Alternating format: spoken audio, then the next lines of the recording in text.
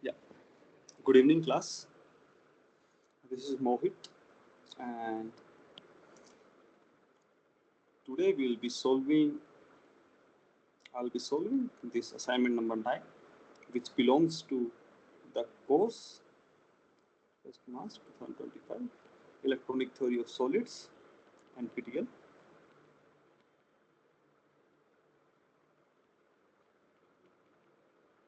This course is taken by Professor Araggi, and, and in today's assignment, which is assignment number 9, I'll be solving 10 of such problems which have been discussed in the class, whose theory have been discussed in the class. And solving these problems will give you a better understanding of the theoretical concept as well as an approach to solve. Hopefully, it will help you understand the concept much better. So, having said that, let's start from the very first questions. The first question says that which of the following option is true? So, the options are given here are that Sij, Sj plus minus. So, plus minus here means the raising and the lowering operator, and ij and these k are the indices. Basically, ij and z are the indices. So let's understand it. So let me start by saying that understanding spin operators.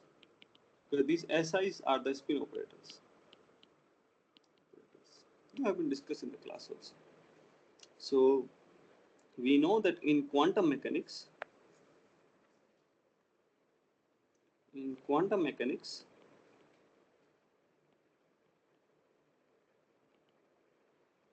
the spin angular momentum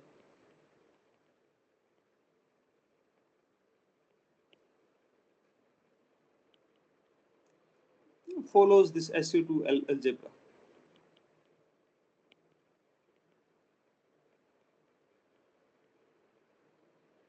What is this SU2 algebra? So it gives you commutation relation among Sx, Sy, and Sj.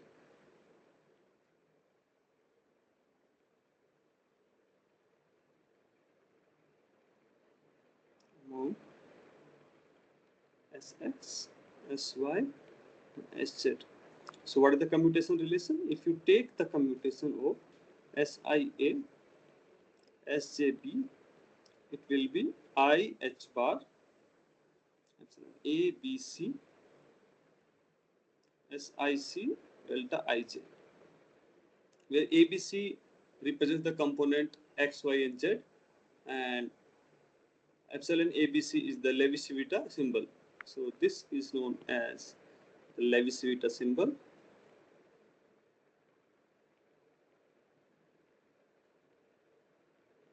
So if ABC are in a one order, for example, 1, 2, 3, then its value will be 1. If they are 1, 3, 2, its value will be minus 1. This kind of thing it is. And if any of these two ABC are same, then in that case it will be 0. So here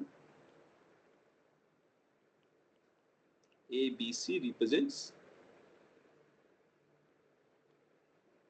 the component XYZ, XYG, and epsilon ABC is Levi-Civita symbol. Okay. Now there is this plus minus which you see in the given problem. These plus minus, they are essentially raising and the lowering operators. So what is raising operator and what is lowering operator? So let me just define ladder operators.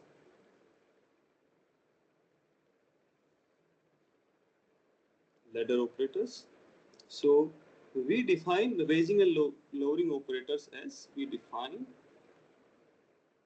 raising and lowering operator as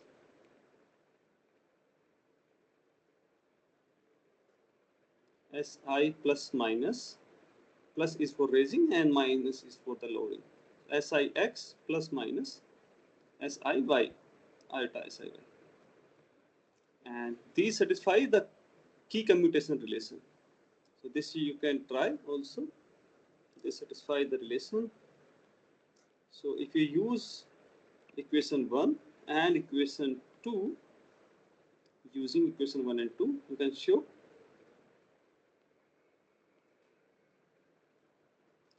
that Si plus minus will be plus minus Si plus minus, and Si plus Si minus commutation will be 2 Siz.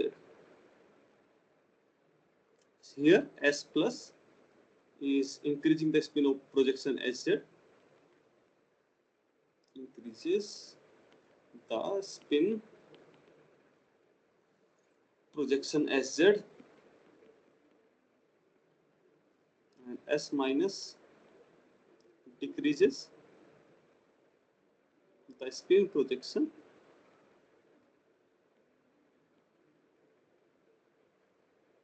Sz.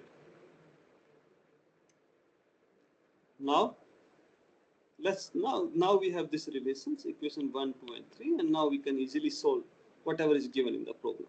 So let's approach the option number 1, evaluating the given options basically.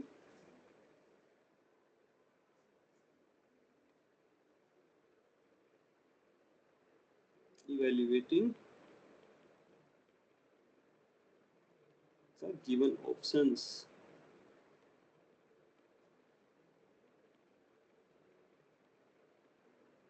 Option number 1 here is Siz Sj plus minus is equals to minus delta Ij Si plus minus. So let me just write it like this. Option 1 given here is Siz Sj plus minus. I'm writing plus minus on the top because otherwise it creates confusion for me, but it doesn't matter. Minus delta Ij. This is the given option, and we know that Siz Si plus minus is this one. If you look at this equation, equation number 3, this is equation number 3, and this is equation number 4. Following equation 3, the minus sign should not be there, right? Following equation 3, Siz Sj plus minus will be delta Ij Si plus minus. This should be the relation here. So it has option has extra negative sign. This implies wrong. This is wrong. A is wrong. Now coming to the second option.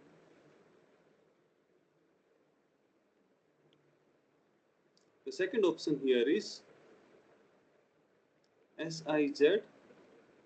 Sj plus minus is equals to plus minus delta Ij Si plus minus. So if you look at the given option, so Siz Sj plus minus is equals to plus minus Ij Si plus minus. We check the relation, the delta function Ij ensure that the different spin commutes basically, and this matches the correct form of the commutator also.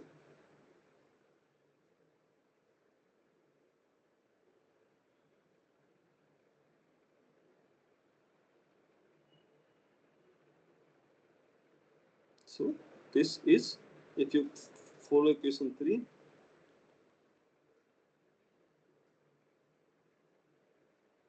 this is correct. Now in the option number 3,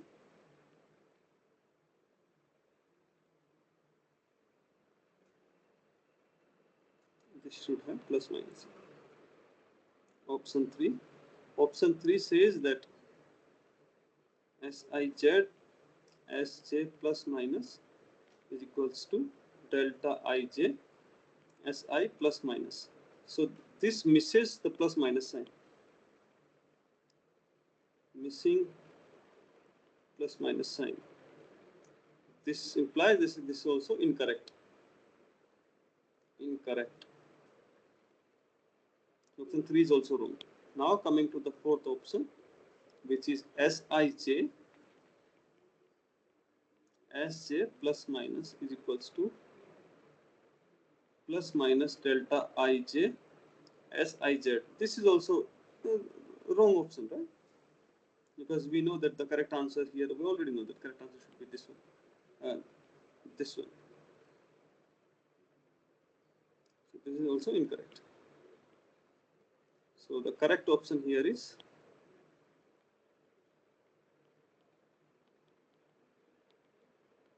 two. Similarly, you can solve like as you can see, this one is the correct one. This part.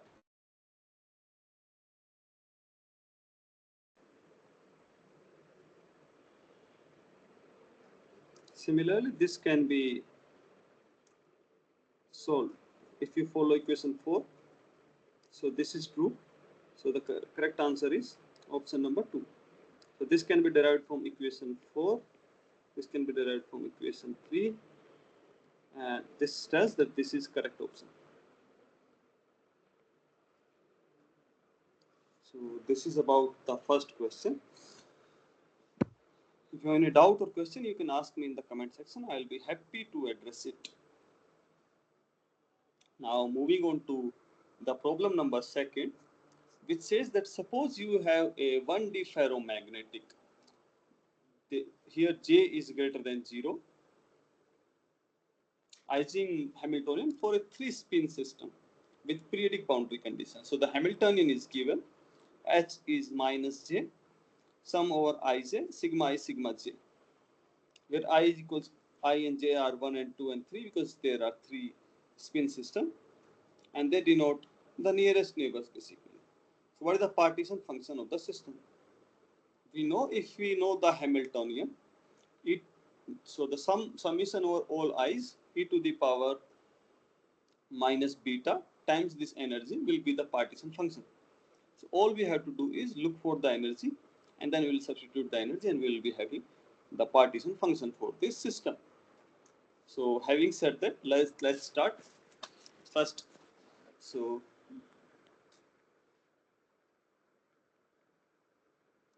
we are given 1D ferromagnetic, 1D ferromagnetic Ising Hamiltonian.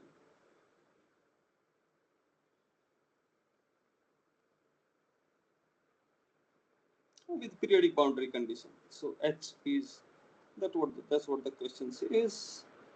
Ij sigma I sigma J. Here J is greater than 0 because it's a ferromagnetic interaction. So and there are 3 spins.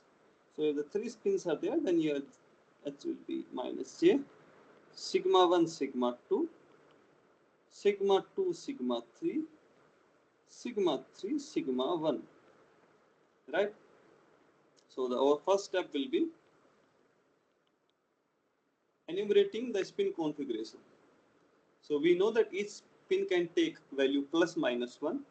If that's the case, then the total configuration in which they can be aligned is 2 to the power 3. Right? And that will be 8 possible configuration. This implies 2 to the power 3, 8 possible configurations.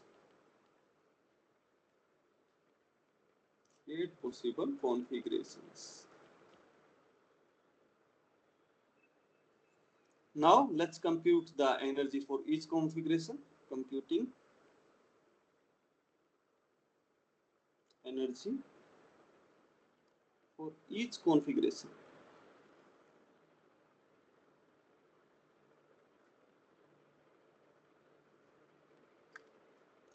So the energy for a given configuration depend on the alignment of the spins, right? Whether they are like aligned in the same direction or they are aligned in a different direction.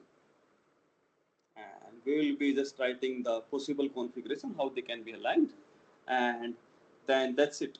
That will help us write the energy, and then we can write the partition function.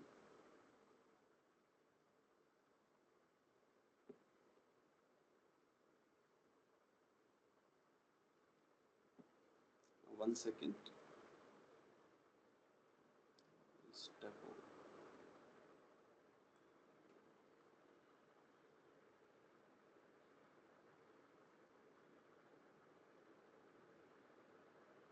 Okay. So there can be this energy for a given configuration depend on the alignment of the spin that we have discussed. So either all spins are aligned in one direction. So one type, two cases.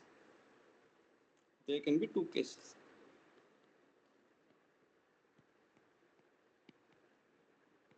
Either case first is either they are all aligned like this or they are like this.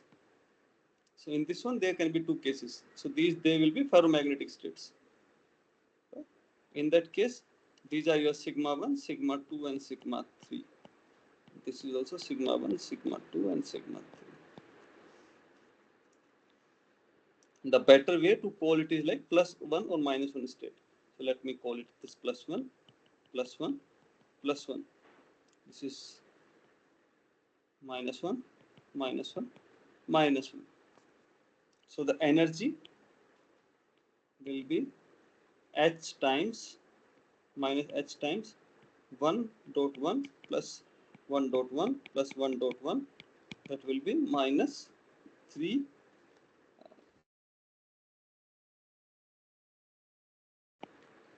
and regeneracy is 2 because there can be, so this is for spin up,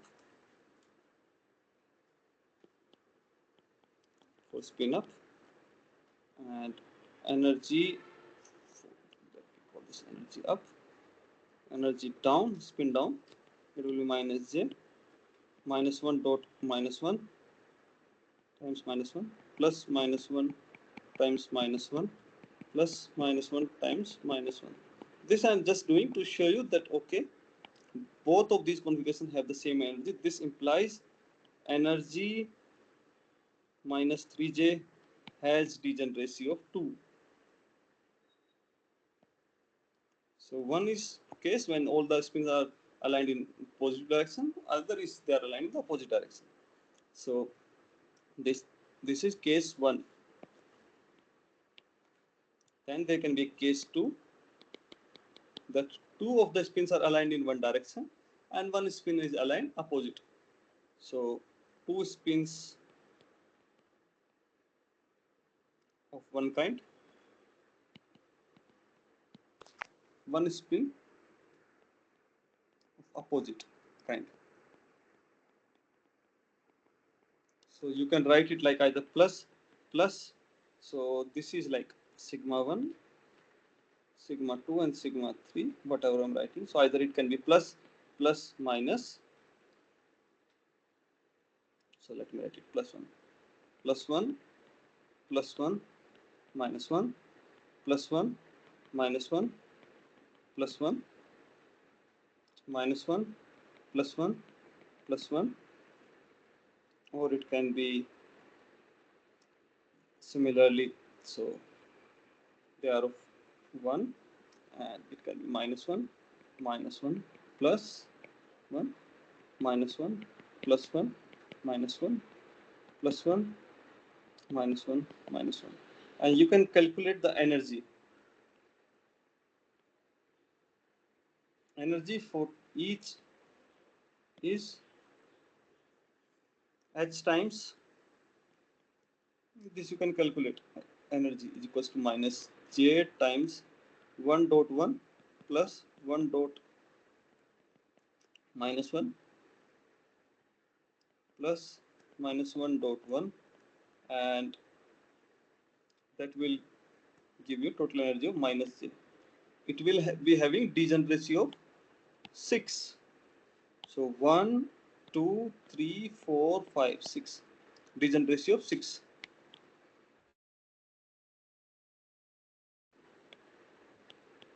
For case 2. So if you now you go on writing the partition function. So let's compute the partition function. Computing partition function.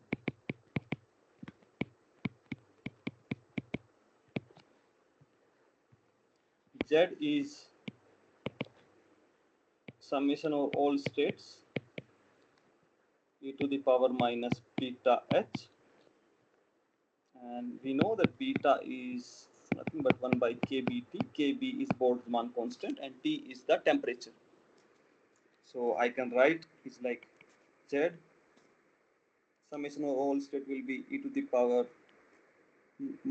1 is like minus 3j, 2 states of minus 3j kind and 6 states of minus j kind. So I can write 2 times e to the power minus beta minus 3j plus 6 times e to the power minus beta minus j. So total spin will be, total partition function will be 2 e to the power 3 beta j plus 6 e to the power beta j. So the correct option here is 2 e to the power 6 e to the power beta j.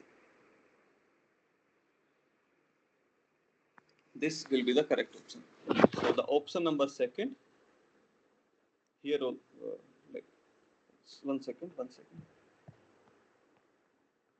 did some mistake. So 1 minus 1, this should be plus j, right? This should be plus j and this will be minus j. So in that case, if you look, this matches the option number 1. So the correct option here is option 1. That is partition function equal to 2 times e to the power 3 beta j plus 6 times e to the power minus beta j. Here first term is the term which comes from all the spin aligned in the one direction, and the second term comes when the spins are, two of the spins are one kind, one of the spin is a further kind. Okay, now let's move on to the problem number 3rd. Under what condition the Brillouin function bjx reduces to the Langevin function? This is interesting because the Brillouin and the Langevin, they lie in the different regime. One is the semi-classical one, another one is the quantum. Totally, another one region lies in the discreteness basically. So let's write and understand what is the Brillouin function and then the Langevin function and when they will approach, when the Brillouin function will approach the Langevin function. So let's first understand the Brillouin function. Understanding the Brillouin function.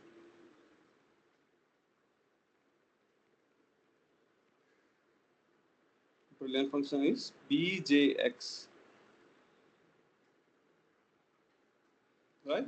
The Brillouin functions describes the magnetization of a paramagnetic system where individual atom or ions have a total angular momentum quantum number j, and the function can be written as bjx, which will be a function of j cot hyperbolic and the x, where x will be a dimensionless parameter describing the interaction of the magnetic moment with the external magnetic field basically. That's what it is. So let me write the Brillouin function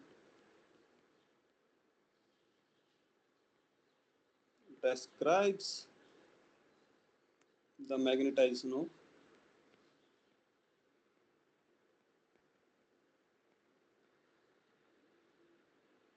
a paramagnetic system.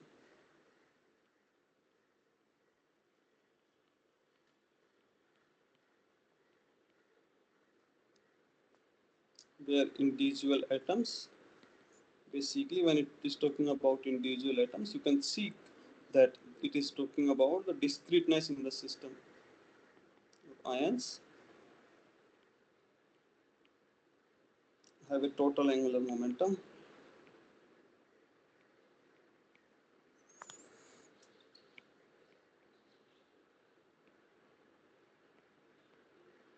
quantum number j,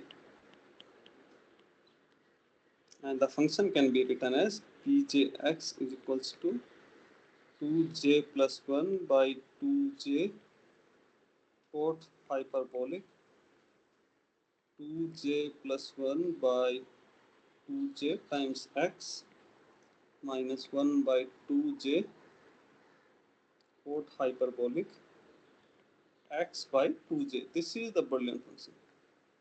Here x is g j mu b times magnetic field by kbt, and it is a dimensionless quantity. Dimensionless quantity, and describes the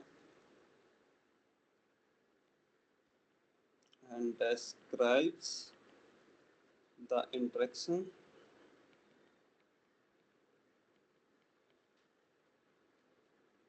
of the magnetic moment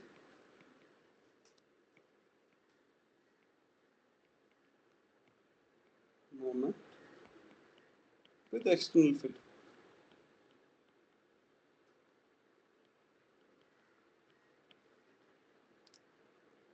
And we know that quote hyperbolic y is a hyperbolic cotangent function. Now this function arises from the quantum mechanics. This function arises from the quantum mechanics,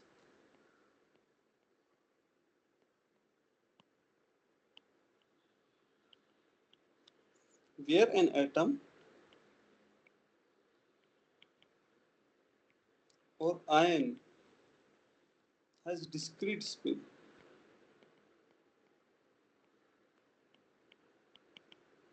states ranging from minus j to plus j. This implies total states of 2j plus 1 possible states. So this is all about the Brilliant function.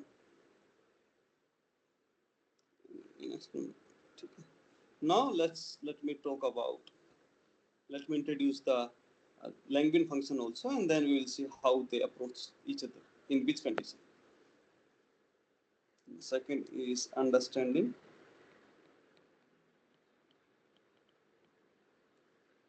the Langevin function.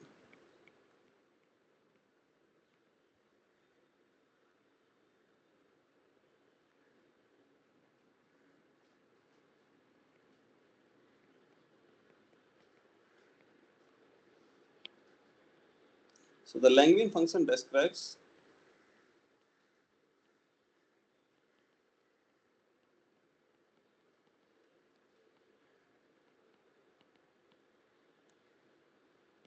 the magnetization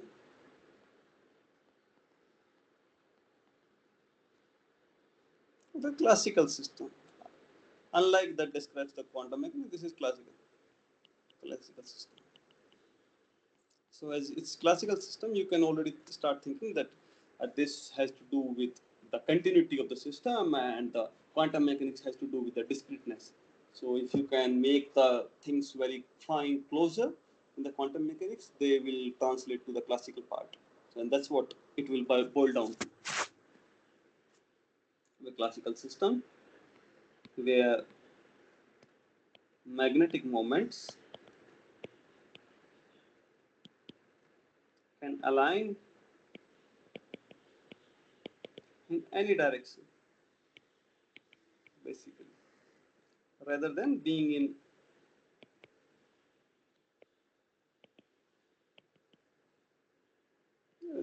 restricted to discrete quantum and direction. Okay. can align in any direction rather than being restricted to um, the quantum stakes. And the Langevin function will be, this we have already seen, it goes as cot hyperbolic x minus 1 by x. And this function is derived from the classical stat mech, assuming that magnetic dipole moments are continuously distributed in all possible orientation under thermal fluctuation. Now, the question which is asked here is, under what condition the Boolean function Bj reduces to the Langevin function? So the problem here is how Bjx approaches Lx. So one can start thinking that 2j plus 1 tells about the number of the allowed state. If the number of the allowed state are such a large number that you cannot distinguish between them, then it should boil down to the classical mechanics. And that's what is here.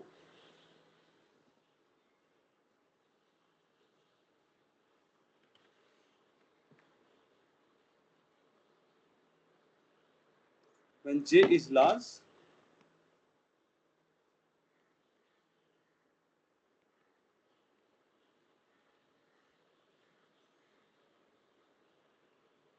the discrete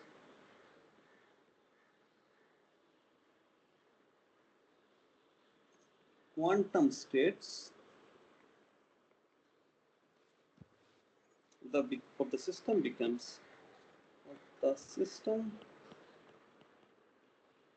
becomes so closely spaced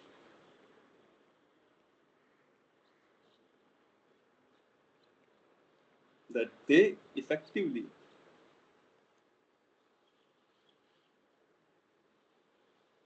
form a continuous distribution like classical mechanics.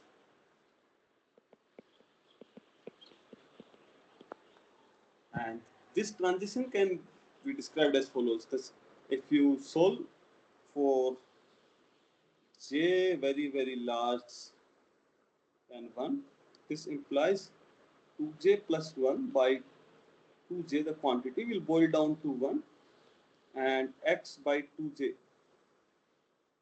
will turn to 0 for moderate x.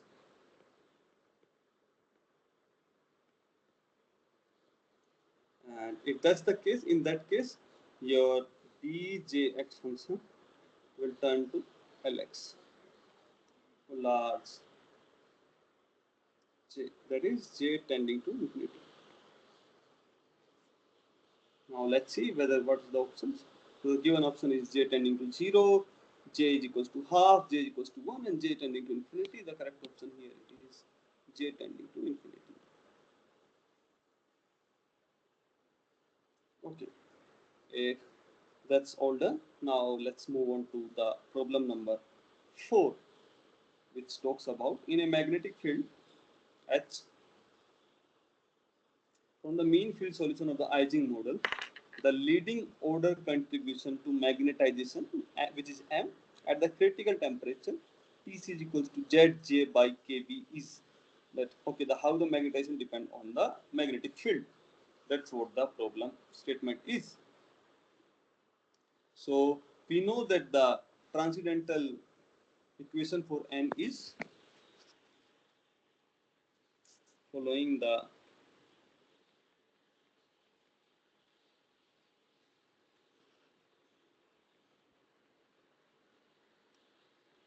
transcendental equation for M.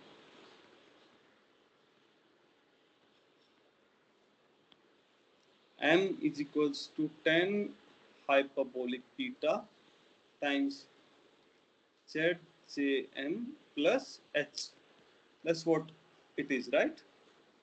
Now, beta, I can write it like beta times JZM plus magnetic field H is equals to 10 hyperbolic inverse of M. Then I can expand this quantity which is 10 hyperbolic m. Beta I can write like 1 by kbt. So that will give me beta zjm plus h is equals to m plus m cube by 3 plus terms like so on minus so this is okay. So this is the expansion of the 10 hyperbolic x, and now I can write the h is equals to kbt because beta is equals to 1 by kbt. So I can write it kbt m plus m cube by 3 and then higher order terms minus beta goes zjm, right? So the h I can write as like m kbt minus zj plus kbt m cube by 3. Now in the given question, if Tc is Zj by Kb, that is at T equal to Tc is equal to Zj by Kb, H will be roughly equals to Kbt m cube by 3 because first term will go tend to 0, and in that case this implies H is proportional to m cube, and this implies m is proportional to h to the power 1 by 3. The correct option here is answer number 3. So this is the correct option. That the magnetism depends on the magnetic field as s to the power 1 by 3.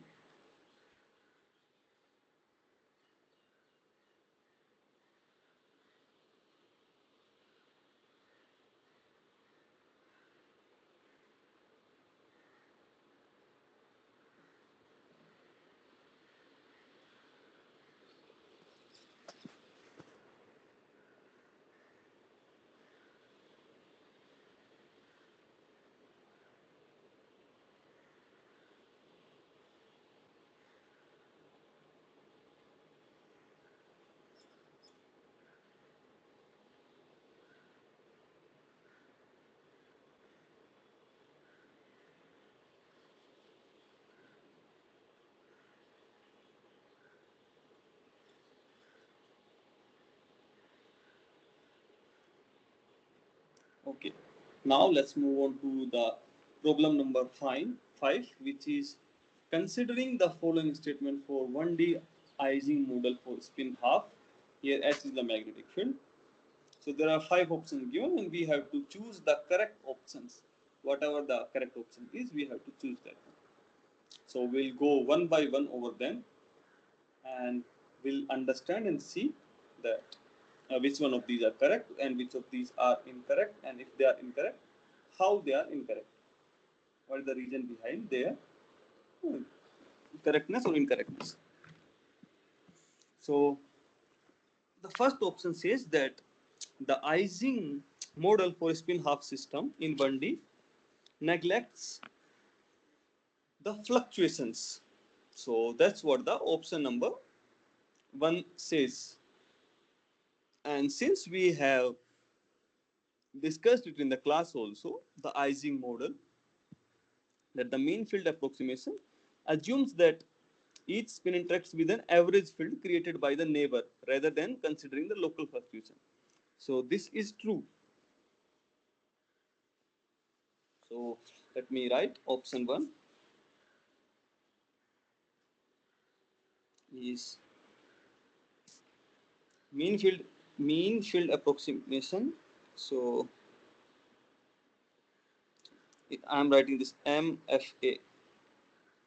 So MFA assumes each spin interacts with an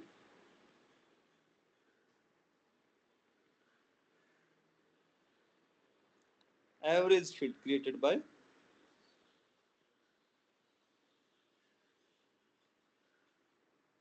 its neighbor.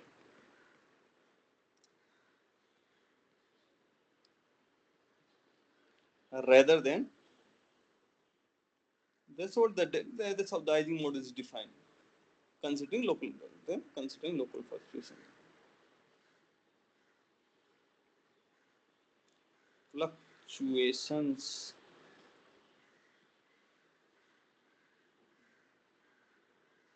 And this neglects the role of correlation and the fluctuation, which can be the crucial in the lower dimensional system. Therefore, this statement is correct.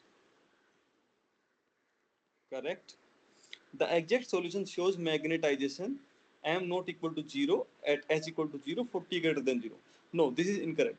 Because we have seen this also, that the exact solution, option 2, let me write why it is correct and why it is not correct. So this is correct.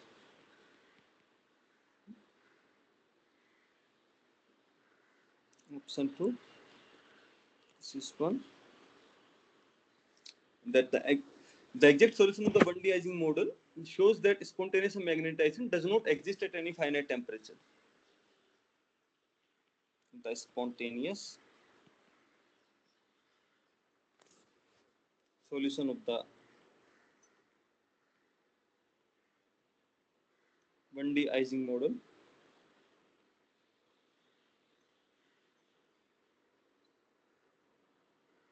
shows that spontaneous magnetization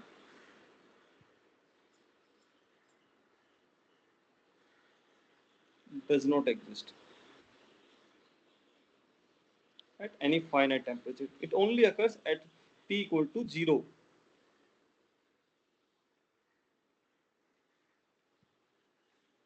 At any finite non-zero temperature. At any finite non-zero T. So in one dimensional, actually, the thermal fluctuation destroys this long range order at any non-zero temperature, and that's why the magnetization is 0. So this option is incorrect. This says that m is not equal to 0 at h equal to 0 and t greater than 0. This is wrong. For any finite temperature, there is an entropy contribution. Yes, there is an entropy contribution, which is right. So the total energy, you write the free energy, F is equals to U minus Ts, and where S is the entropy. So the free energy, you write free energy, F is equals to U minus Ts. This is entropy at finite temperature. This entropy is also finite, and since entropy contributes significantly at large finite temperature, the system remains disordered, leading to m equal to 0, implying m is equals to 0 at h equal to 0 when t is not equal to 0. In that case, therefore, this statement is also correct. Spin can rotate freely in xz plane. No, this is wrong. In the Ising model, spin can take on, for the 1D spin model, for example, spin can take only two values, either plus z or minus z. If you define it in the z direction, it can only take the two discreteness value.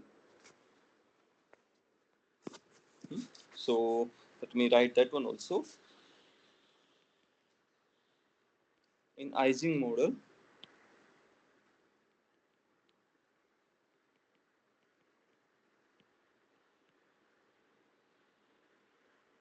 spins are restricted to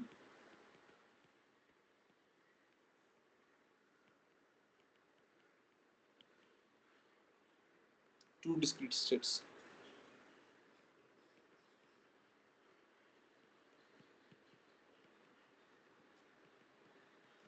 As equal to plus minus half, equivalently equals to either up or down along the z-axis.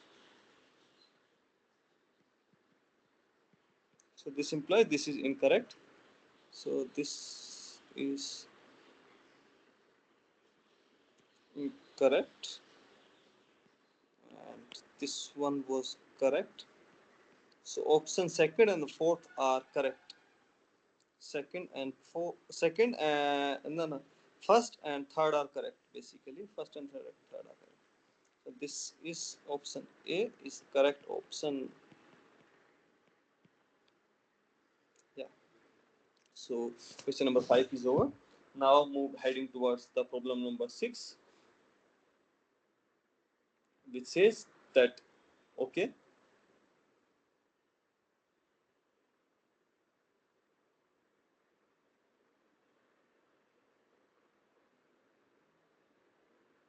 yeah,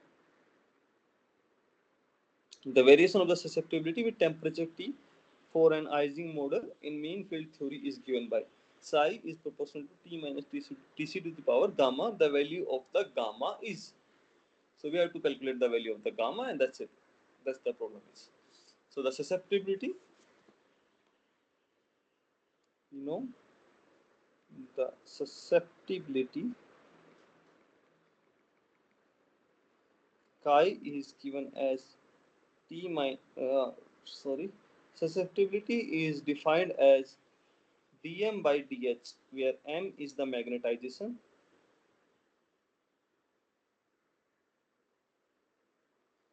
h is the magnetic field, h, right? And if you remember in the problem number here, we have already solved the problem, this one.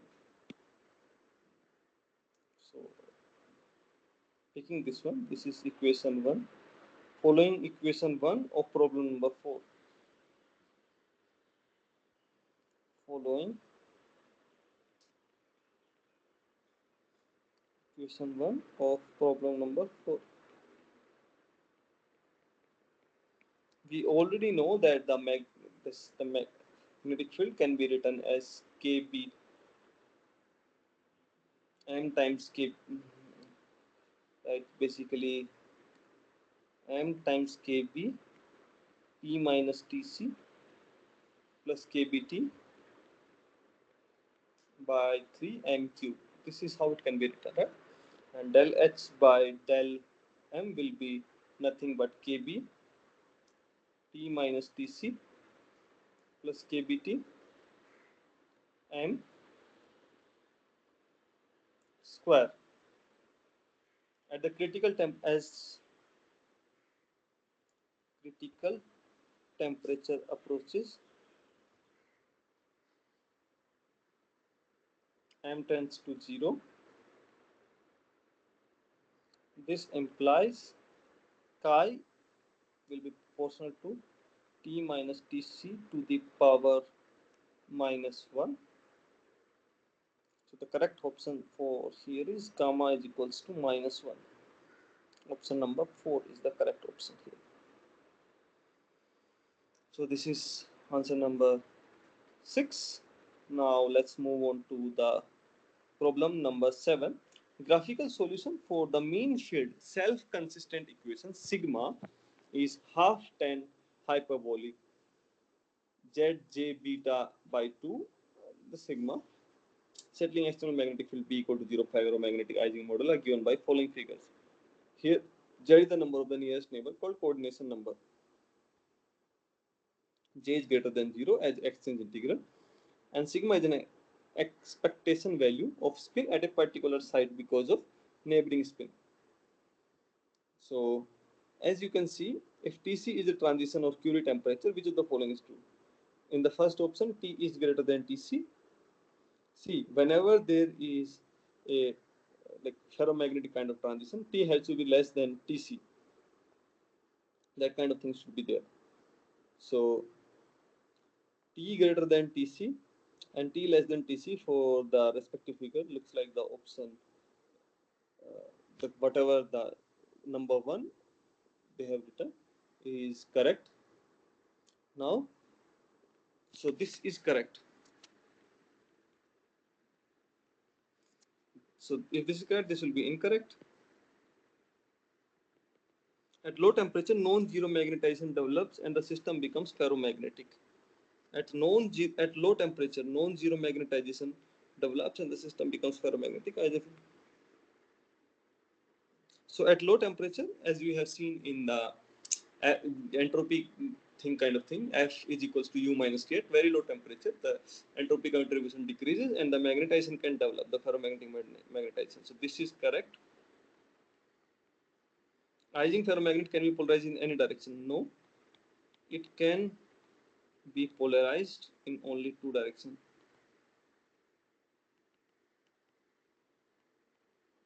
Plus minus Z, for example. So the correct option here is 1 and 3 are correct. So that means option number 1 correct. Yeah. So this is all about the problem number 7. Now moving on to problem number 8. If the state up down, down up, up and down are operated by half minus spin operator 1z, half minus spin operator 2z, then we get note. So when the sz operates on the spin up, it's half times spin up. Sz operates on spin down, it is minus half times spin down. Okay, so let's write the operator first. So let's write the operator O as half. Okay, instead of O, let me write A is equals to half minus S1 Z, half minus S2 Z. So I can write this operator as 1 by 4 minus half S2Z plus S1Z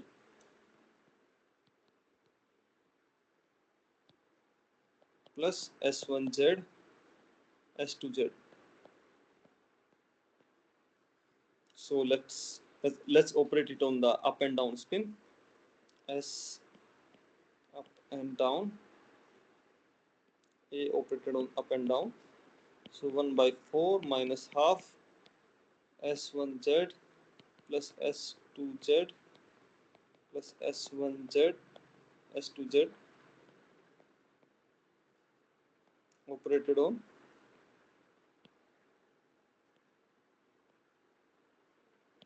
So it will be 1 by 4 spin up, spin down minus 1 by 2 S1Z operates. So if S1Z operates, so on the first will operate on the first one, the second will operate on the second one, right? And in that case,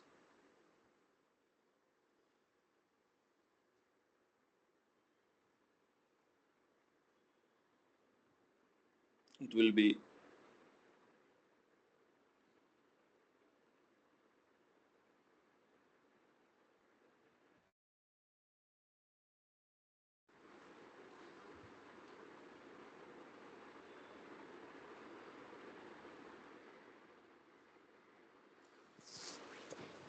1 by 4 minus half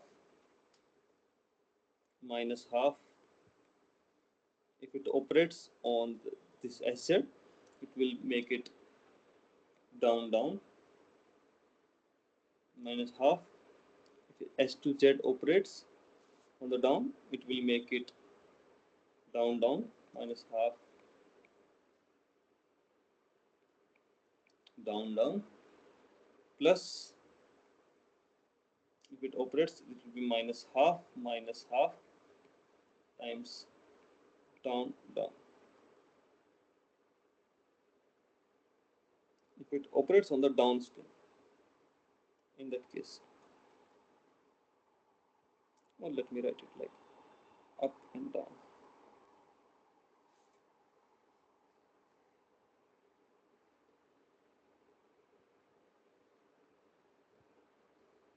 Let me write it for down down down down. So everything will be down down down down down down, and if you solve it, what you get is half minus 1 by 4 1 by 4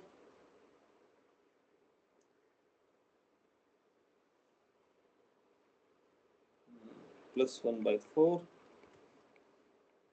down, down. This implies down, down.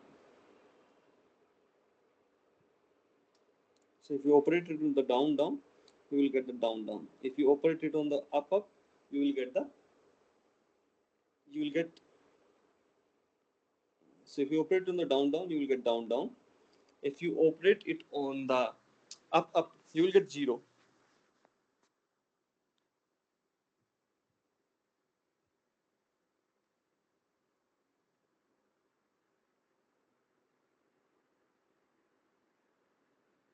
How you will get 0? Let me just show it to you.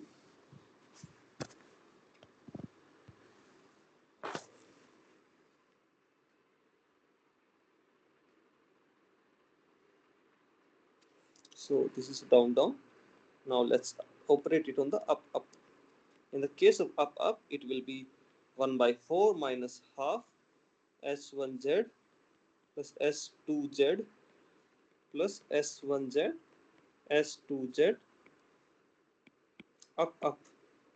So 1 by 4 it operates, it will give direct 1 by 4 up, up minus half. S1Z means this, it will operate on the first operator only. So it will be half plus half because it's up spin, and the S and then the same thing. Similarly, it will operate like half and it will be up spin. Similarly here it will be half times half up spin, up spin. So if you combine it, it will be 1 by 4 up spin minus 1 by 4 up spin minus 1 by 4 up spin plus 1 by 4 up spin. So this, all these one cancel each other and it will be 0 times, you can write it like up, up, and that's option number, this is true, this is true. So we know option number 3 is correct, but let me do it for up, down and the down, up also. So this is 1, 2, 3. So if I operate A on up and down, let's see what happens. So 1 by 4 minus half S1Z minus half S2Z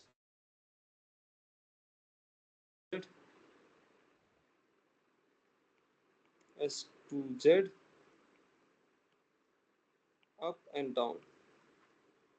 So if I write it up 1 by 4 up and down minus half, first we'll operate on the up spin, that will be half and up and down. The second will operate on the down spin and that will give the minus half up and the down. This here it will operate like first half for S1Z it will be plus half and for S2Z it will be minus half up and down. Here also things will cancel out and it will also give you 0, 1 down if you do it. Similarly for fourth, A down up, so it will be 1 by 4 minus half S1Z minus half S2Z plus S1Z S2Z down and up. So here the first term is a constant, so it will be 1 by 4 down and up minus half S1Z operates on the first spin, that this one, and S2Z will operate on the second one. So if it operates on the first one, it will be minus half down up. S2Z will operate on the second, so it will be minus half times half S2Z, and S1Z and S2Z will operate, so it will give you minus half times plus half down and up. If you solve this one, what you get is 0 down and up. So this operator gives the option number 3 to be right, 0, 0, 0 and down, down. So the answer number 8 is also addressed.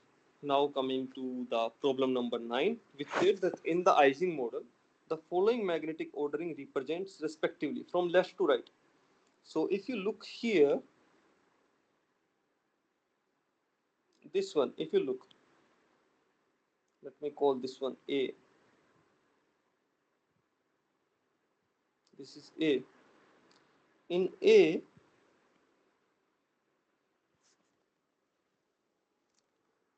if you see the spin arrangement, the neighboring spins are oppositely aligned.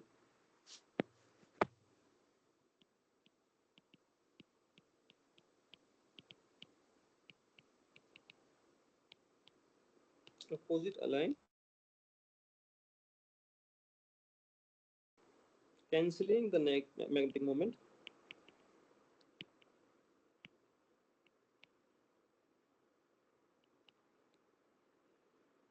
and implying. So if this is the case when adjacent are opposite aligned, so that is called antiferromagnet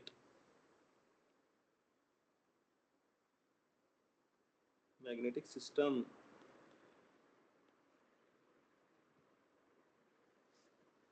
Now coming to the B.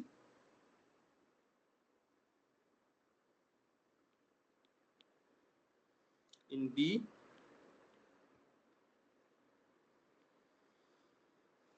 two spins are, so it is like this, a triangular thing. It's a standard problem. So there can be two cases only, right? You can't think of the third case here. This is spin up already given, this spin down. Either this can happen, or this is up, this is down, this can also be down, or either A or B can happen. And these systems in triangular lattice, if two spins are in the opposite direction, it is hard to decide what would be the direction of the third spin. And this kind of ordering is called the frustrated antiferromagnet. Hard to decide this.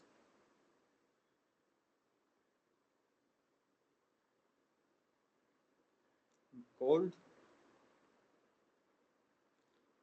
frustrated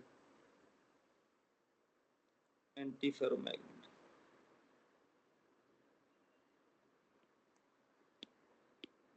Okay. Now, if in option number C, if you see, the spins are like the A only, but the magnitude is different. The spins which are up, basically, let me call the up direction to be the pointing the slope positive, and the down direction to be the slope negative. So the positive slope spins are showing higher magnitude, and the negative slope spins are of the lower magnitude. And these kind of spin arrangement, like it is like antiferromagnet, but the magnitude are different for spin up and spin down. This is called the ferry magnets.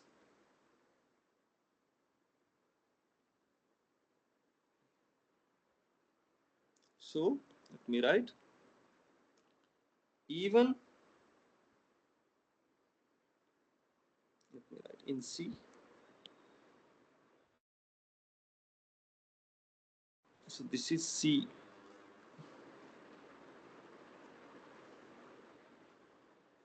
Even after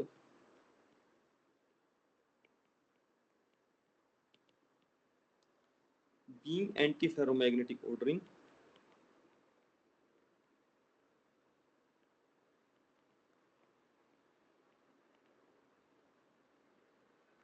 there is a net magnetization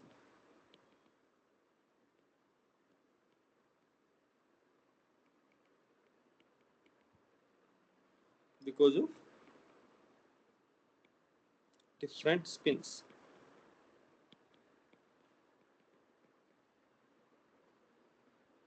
This is called ferry magnets. Ferry magnets.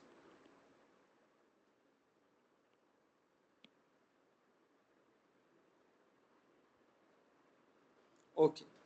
Now moving on to the final problem of this assignment, which is what is the partition function for a 1D ferromagnetic Ising Hamiltonian for a 4-spin system with a periodic boundary condition. I, J is 1, 2, and 3 denotes the nearest neighbors. This is exactly the same problem, similar problem, which is the problem number 1. There we had 3-spin system. Here we have a 4-spin system. So it is easy to solve this problem. How? Let's write the Hamiltonian for a 4-spin system with periodic boundary condition. The Hamiltonian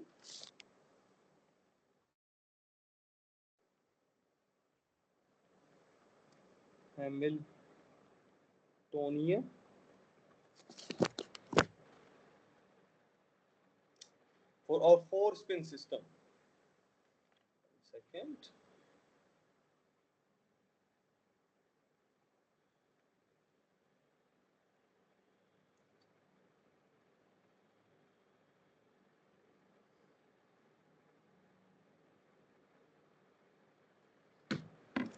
The Hamiltonian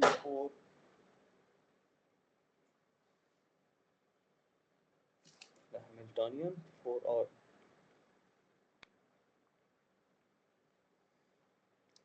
4-spin system with periodic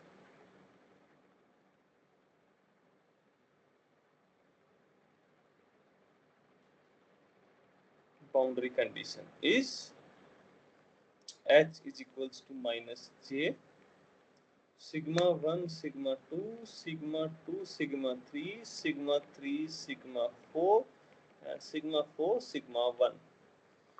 Right? So let's write. Let us write all the possible configurations of. So the total configurations will be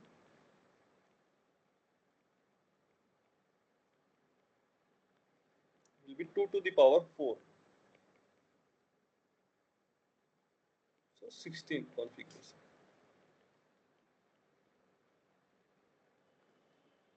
So let's write sigma 1, sigma 2, sigma 3, sigma 4, and corresponding energy Ej. E as a function of J. So either they can all be up, right? 1, 2, 3, 4. In that case, energy will be 1 plus 1 plus 1 plus 1, and that will be minus 4. So it is E in units of. This is minus 4.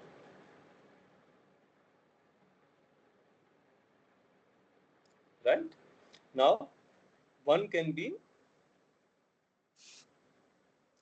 up, up, up, down. So instead of up, up, up, down, let me write it 1, 1, 1 minus 1. So this is 1, 1, 1, 1. Similarly, they can be minus 1, minus 1, minus 1, minus 1. That will be also minus 4. They can be 1, minus 1, 1, minus 1. They can be minus 1, 1, minus 1, 1. They can be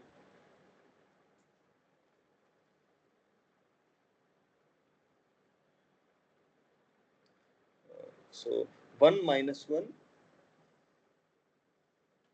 and 1 minus 1. Their energy will be equals to sigma 1, sigma 2 will be minus 1, sigma 2, sigma 3 will also be minus 1, sigma 3, sigma 4 will also be minus 1, and sigma 4, sigma 1 will also be minus 1. So the total energy will be 4. Sorry. Similarly, minus 1, 1, minus 1, 1. This energy will also be 4, plus 4.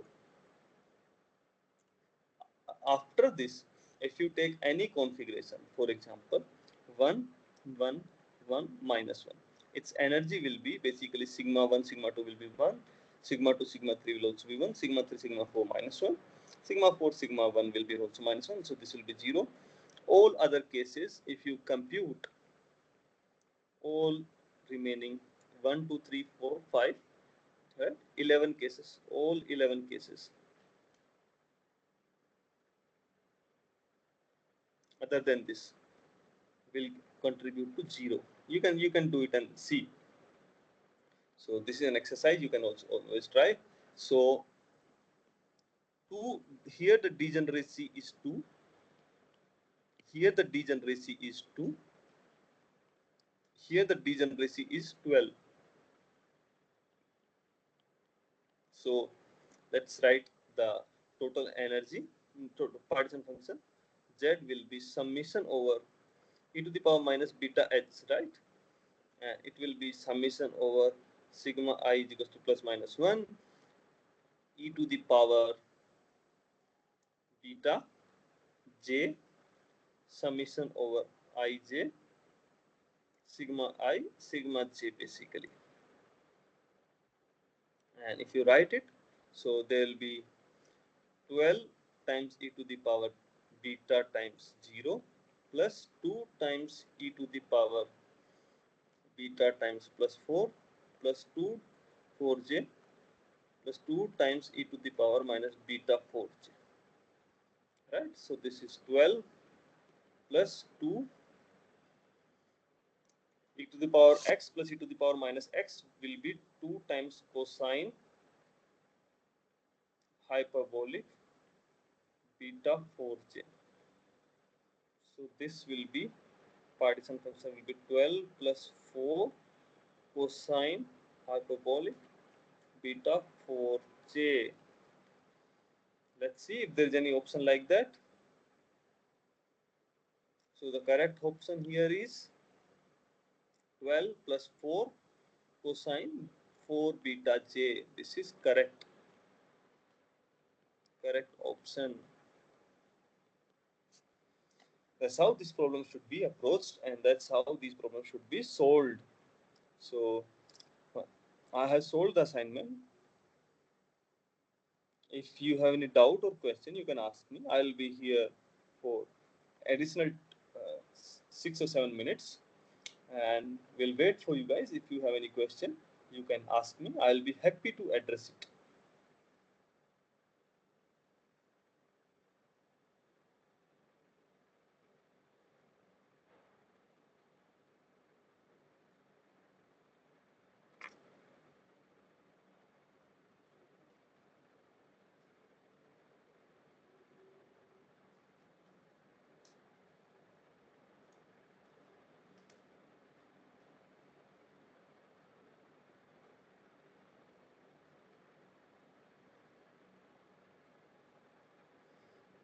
Yeah, so there is one comment which I can see that, sorry sir, it came by Pratima B, which is like, sorry sir, I'm not getting the questions. Can you please tell me from which assignment are you solving from? This comment came on 24th of March. Sorry, I apologize for the late reply for this one. But the assignment which I'm solving is of 2024, last year assignment, and which is what I'm supposed to solve for this year assignment tutorial. And this won't include this year assignment tutorial, but the last year. The previous year I have to solve. This is 2024 assignments. So let me write it. @ Pratima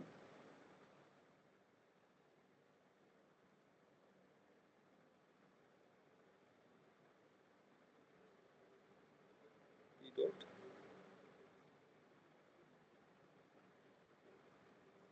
I'm solving the assignments from last year, 2024 course.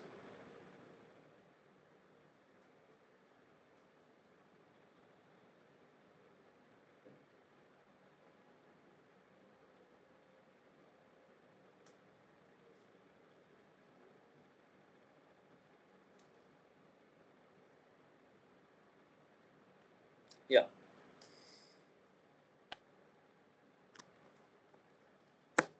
I'll wait for additional 4-5 minutes. If there is any question, I will address it.